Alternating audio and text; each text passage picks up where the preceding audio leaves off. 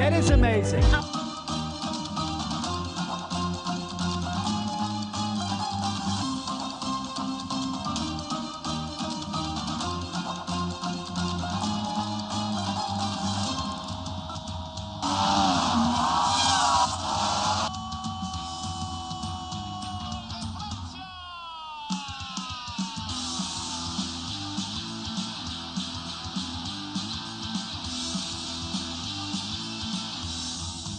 Telling him not to counterpunch.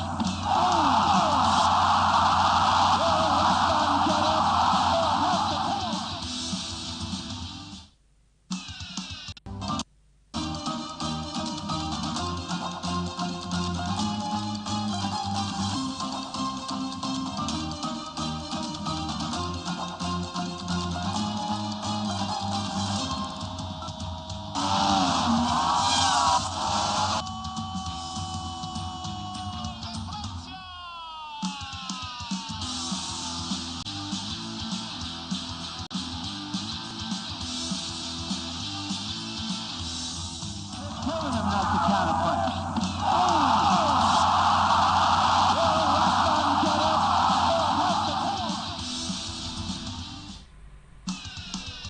You're welcome back. It's the ATN Sports Personality Show on your diet, on your station, Atlantic Television Network. Of course, we're talking about Sadio Mane on the show, and it's then time for me to take a look at his club football career and into a partnership with Generation Foods.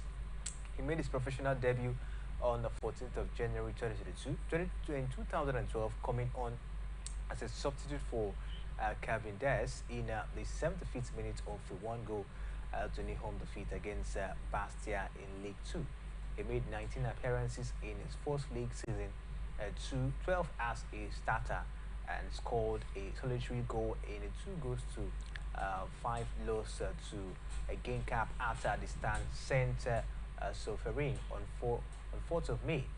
Metz was relegated to the Championship National after the end of the season as it stands. What do you make of Sadio Mane's stay down there at Metz? Yeah, I would say it's another building block because the goal tally was not fantastic.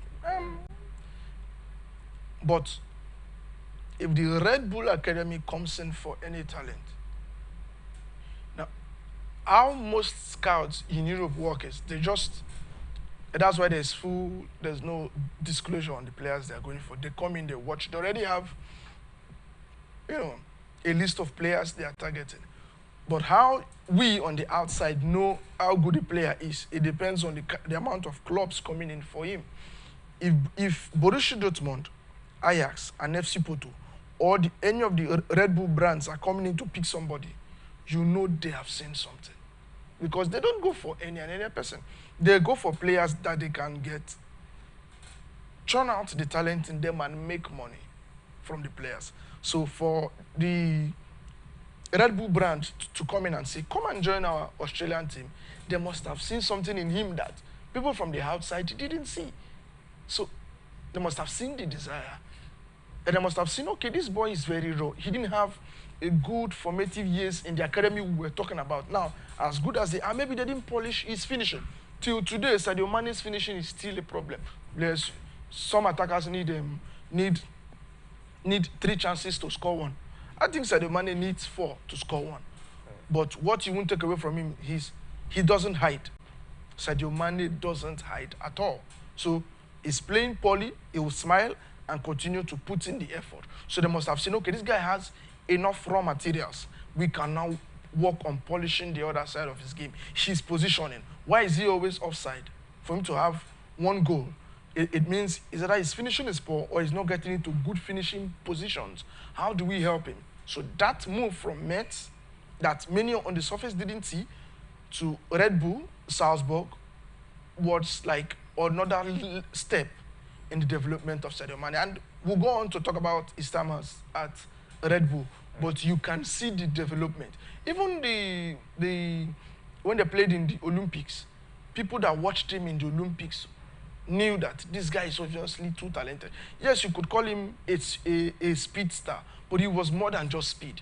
It was his dribbling. It was his movement on and his desire to always press that made him stand out in that Olympic year. So his move to Mets, if you had watched him enough, you would have known that. Obviously, just need a couple of tweaking, and then you get the player the world is looking for.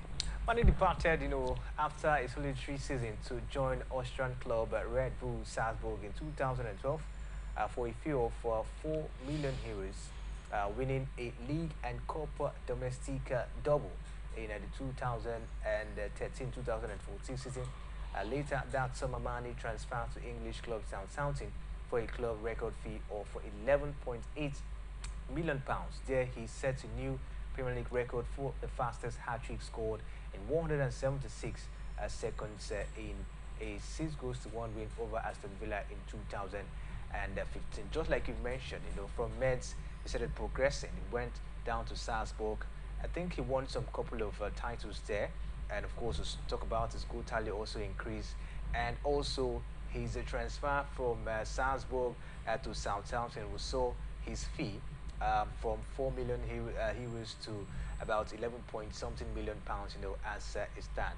A progression for Sadio Mane we saw on his way down to Southampton. Yes. So after that, after a couple of seasons in Salzburg, the world began to take notice of the man Sadio Mane. So a couple of teams, and their scouts, okay, it looks like it's still raw, but we could work. And you expected him to go to the Red Bull in Germany, but I think at that time they had not gained promotion, or maybe it was when they were still coming up when Sadio Mane burst into the limelight. So Southampton was the best progression. Now, in all these moves, you can also see the importance of having the right agents, the right agency. Most of these agents, some of them are just interested in making a payday by moving the player to a club where they will just make most money, not the club that's going to enhance the career of their client. So, for instance, if you watch the Raiola documentary or read his book, he would tell you his biggest regret is Mario Balotelli not winning the Ballon d'Or, because he believed in Balotelli more than Balotelli believed in himself. So, as you can call him any name you want, but Raiola puts his clients first. What do you want? This is what I want you to do. This is what I want you to stop. This is what I want you to achieve. Are you ready to work hard to achieve these dreams? Then let's go. So I would say it's important to get young players coming up. Sometimes they can be too eager, to want to make the cheddar. You want to make money, fine and good. But please, your career development first before money. Sometimes you can get all the plans right, and an injury, a change in manager, a change in structure can happen, yes. But you must ensure you do your part. So I would say the jump to Southampton, most clubs in Europe have started taking notice, but Southampton was the next best place for his development. Desire to play in the Premier League 1, it's a difficult league. The intensity is different. The physicality is also different. It's going to mold him up for the next phase of his career.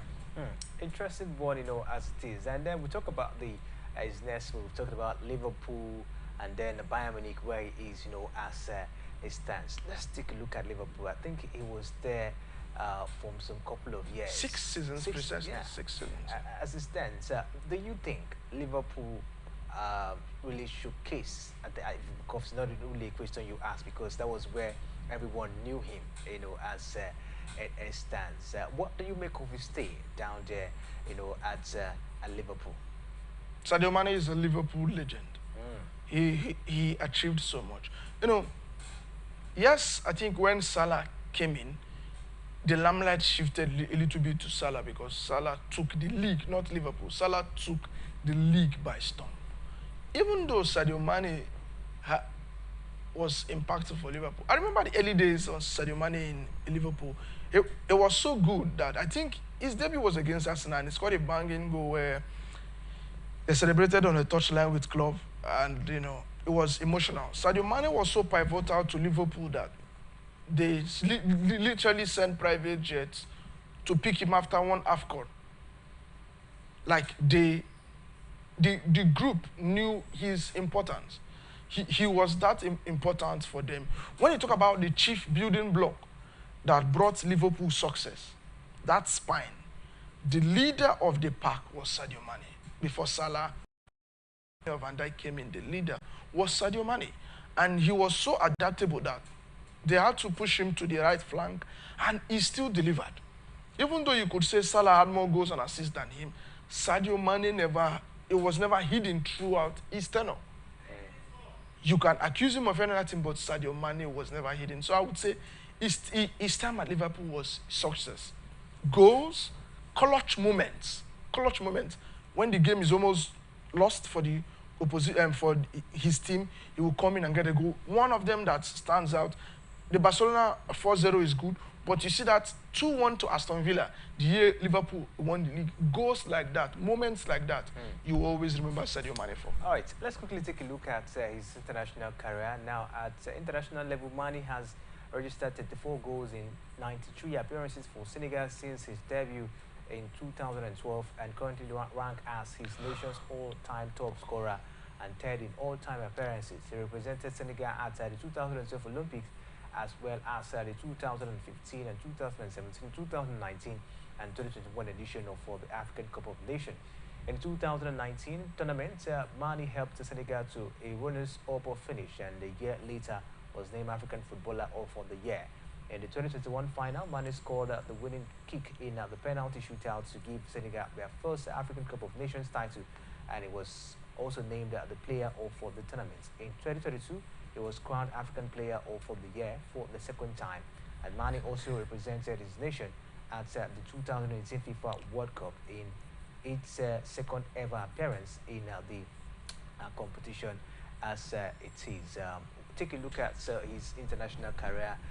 Very few weeks from now, just a week, let's say from now, we'll see Senegal, at the Qatar 2022 World Cup. Impressive one for him when it comes to his international prowess so far.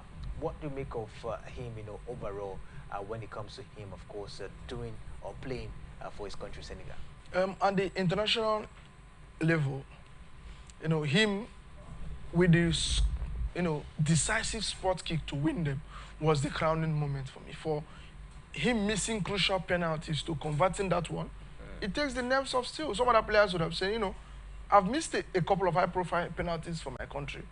In that game, I think he also missed a penalty.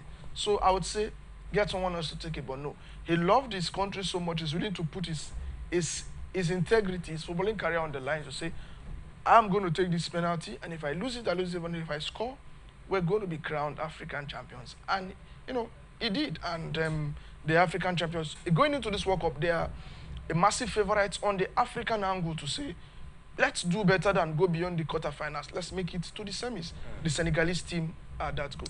What do you make of his philanthropic nature to the people of Senegal? Oh, it is second to none. We've seen quotes of him on the internet saying, why do I need the latest car, the latest watch, the latest phone? No.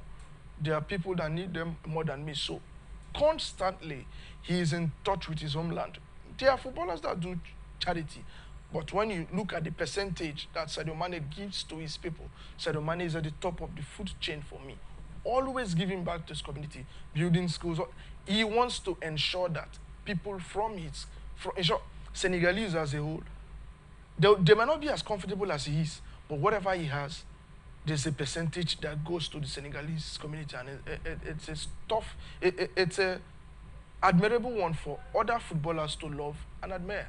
Going forward, what do you think we should expect from him? Magic. It's not done yet. Going to the German league, we've seen him, early struggles, but the goals keep coming. And as long as Nagelsmann can use him in the right channel, we'll see an explosive star in the next 2 years that continue to dominate the world scene. And who knows, maybe another move can be on deck for Sadio Mane. All right, thank you very much. We really do appreciate your incisive thoughts on the man Sadio Mane. Of course, it's then time for me to call it a wrap on the show at this moment. How time flies, of course, when you're talking about a great personality like Sadio Mane as it stands. We'll be back next week, Saturday, by 10 a.m. For another edition of ATN Sports personalities. Do well to join us as we'll be bringing you another, of course, legends. To be talking about another legends on